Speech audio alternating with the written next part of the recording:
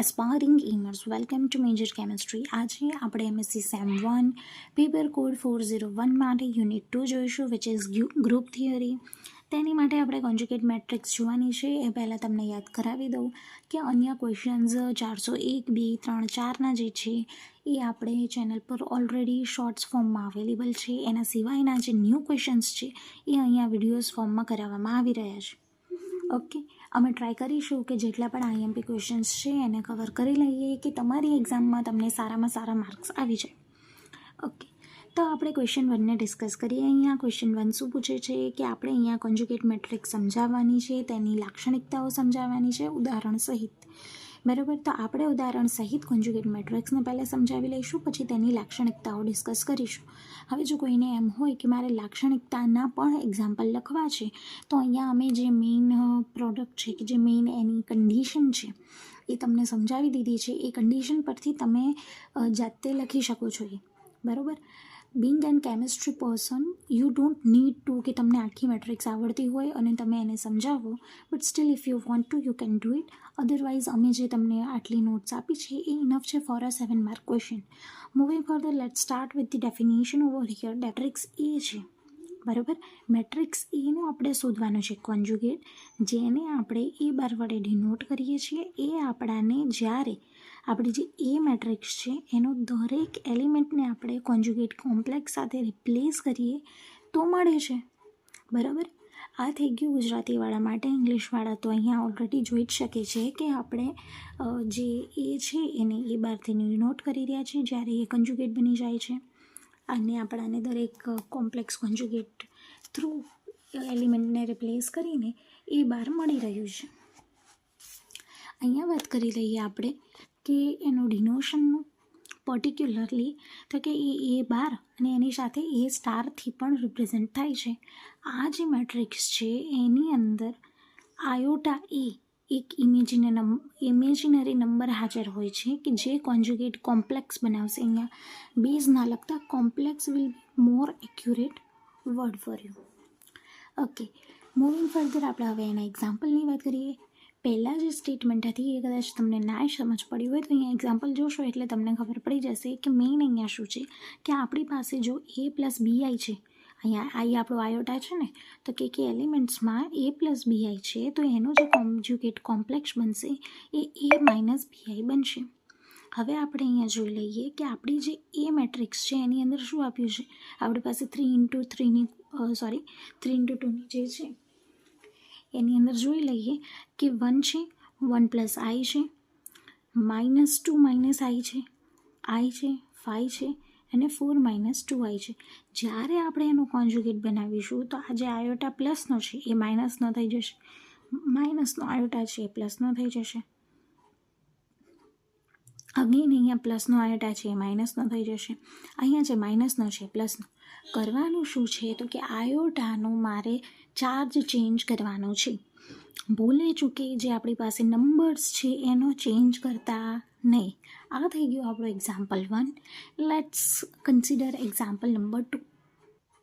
Example number 2માં આપણી પાસે અહીંયા મેં સ્ટેટમેન્ટના ફોર્મમાં લખવાની ટ્રાય કરી છે કે જો આપણે મેટ્રિક્સ બી શોધવાની હોય અને બી બરાબર આપણી પાસે 2 પ્લસ આઈ, -4i, 3 - 2i અને 5 હોય તો તેનું જે કોન્જ્યુગેટ મેટ્રિક્સ બી બાર બનશે એ કેવું હશે તો કે બી બાર બરાબર 2 - i, 4i, 3 + 2i અને 5 બનતું હશે. આ થઈ ગયા બે એક્ઝામ્પલ. હવે વાત કરી લઈએ કેરેક્ટરિસ્ટિક્સની. તો કેરેક્ટરિસ્ટિક્સની અંદર પહેલી આપણી જે કેરેક્ટરિસ્ટિક એટલે કે લાક્ષણિકતા છે એ એવું કહે છે કે કોઈ પણ એક કોન્જ્યુગેટ મેટ્રિસીસનો જે સમ છે એ તેના કોન્જ્યુગેટના સમને બરાબર હોય છે. ફરીથી, કોઈ